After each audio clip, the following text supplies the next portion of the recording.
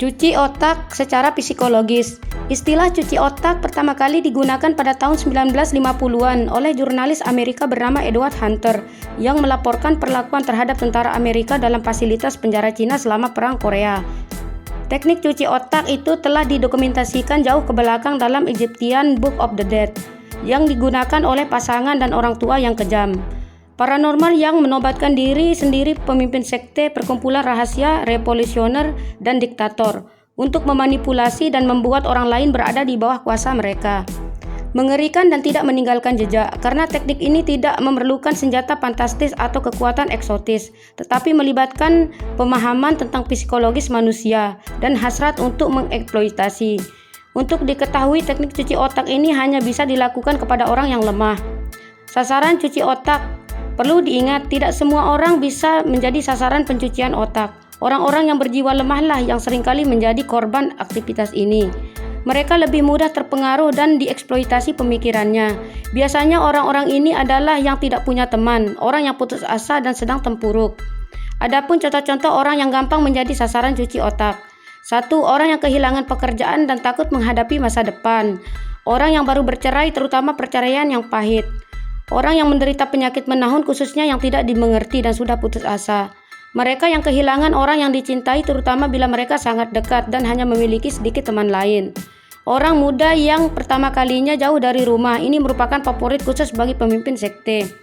Bagi kalian yang mengalami kejadian buruk seperti di atas, waspadalah terhadap pencucian otak. Anda bisa saja diarahkan menjadi bagian dari sekte sesat atau malah menjadi kelompok teroris.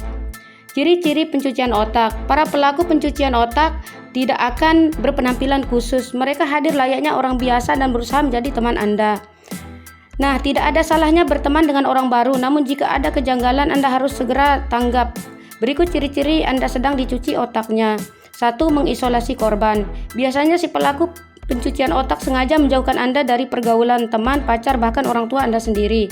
Isolasi ini ada beberapa bentuk untuk orang muda yang masuk dalam sekte isolasi, berarti mencegah mereka berhubungan dengan teman dan keluarga.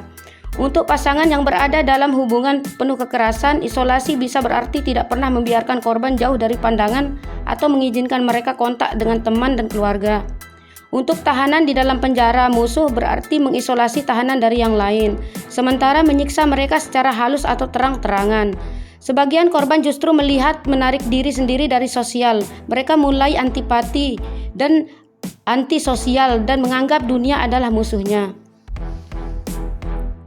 2. Menghancurkan harga diri korban. Pencucian otak hanya berhasil ketika si pencuci otak berada dalam posisi lebih unggul dari korban.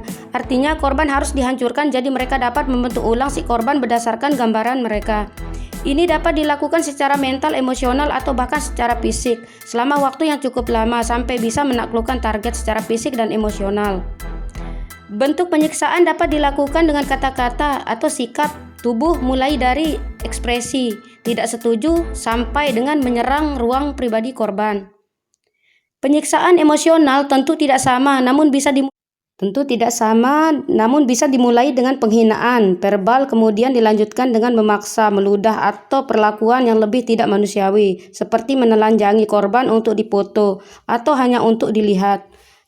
3. Meyakinkan bahwa korban bagian dari kelompok. Hati-hati juga pada orang yang mencoba membuat kesan bahwa menjadi bagian dari kelompok itu lebih menarik daripada hanya menjadi bagian dari dunia luar. Anda dianggap dan dielu-elukan sebagai orang yang sangat spesial dan dianggap cocok masuk ke kelompok orang-orang spesial. Bersamaan dengan melemahkan pertahanan diri korban. Penting bagi si pencuci otak untuk memberi alternatif yang tampak lebih menarik daripada yang sudah diketahui korban sebelum kontak dengan si pencuci otak. Ini bisa dilakukan melalui berbagai metode, diantaranya hanya memperbolehkan kontak dengan orang-orang yang juga sudah dicuci otaknya. Cara ini bisa diperkuat lagi dengan sentuhan sesi, diskusi, dan seks berkelompok, atau dengan sarana yang lebih ketat seperti pakaian seragam, diet terkendali, atau peraturan kaku lainnya. Mereka juga akan memperkenalkan mentalitas kita PS mereka, di mana si pemimpin benar dan dunia luar salah. Tujuannya adalah memperoleh ketaatan yang buta, di mana korban akan menyerahkan uang dan hidup mereka pada si pencuci otak untuk tujuan sendiri. Kemudian ada fanatisme dan ketergantungan. Korban pencucian otak akan tampak terfokus pada kelompok dan atau pemimpin hingga titik obsesi. Pada saat yang sama mereka sepertinya tidak mampu menyelesaikan masalah tanpa bantuan kelompok atau pemimpin tersebut. Kadang korban sadar sudah dicuci otaknya. Setelah lama, korban biasanya sadar bahwa dicuci otaknya. Namun ia tidak bisa kembali dengan mudah karena kelompok pelaku pencucian otak itu tidak akan mengizinkan dia bebas dengan mudah. Nah, tugas Anda adalah tetap menunjukkan kalau dia sudah dicuci otaknya agar ia tidak kembali ke kelompoknya.